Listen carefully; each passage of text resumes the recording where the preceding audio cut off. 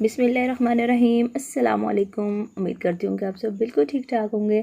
तो आज मैं आपके साथ शेयर कर रही हूँ मटन करी की रेसिपी, जो कि एक दावत स्पेशल रेसिपी है।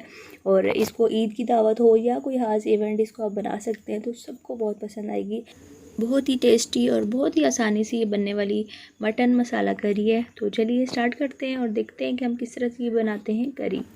यहाँ पे मैंने ले लिया आधा किलो मटन। इसको मैंने अच्छी तरह से धो लिया और ये मैंने हड्डी के साथ मिक्स गोश्त लिया है। ठीक है, इसका करी में हड्डी वाला जो गोश्त होता है ना, उसका टेस्ट बहुत मज़े का आता है।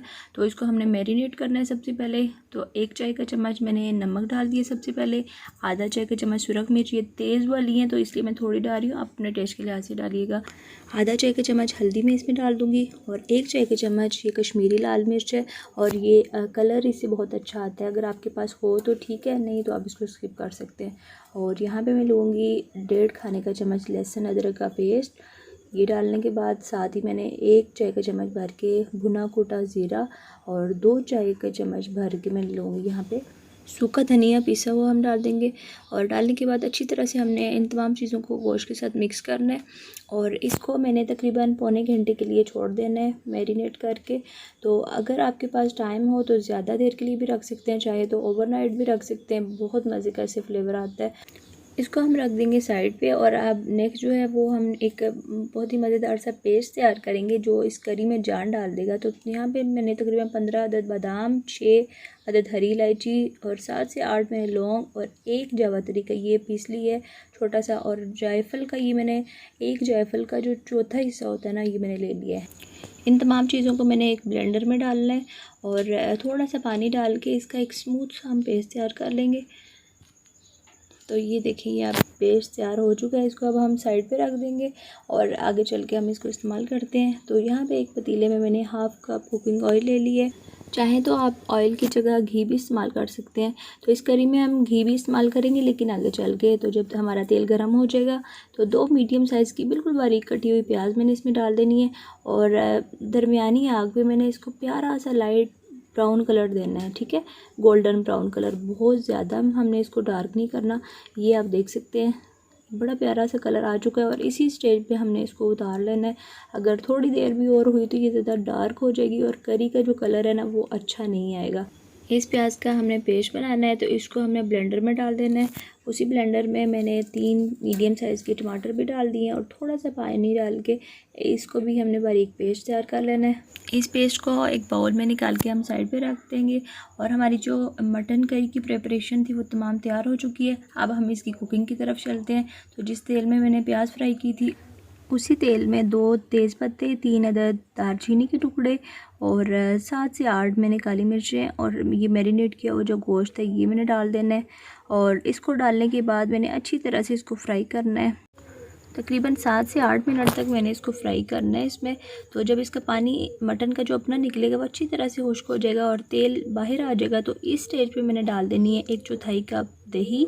और टेबल स्पून में ये 4 खाने के चम्मच बनती हैं। तो ये डालने के बाद अच्छी तरह से मैंने हल्की आग पे मैंने इसका पानी जो है दही का खुश्क करना है। तो दही डालते हुए आप हमेशा आग को हल्का रखें, नहीं तो दही फट जाती है और करी में या कौरमे में बिल्कुल भी फिर अच्छी नहीं लगती।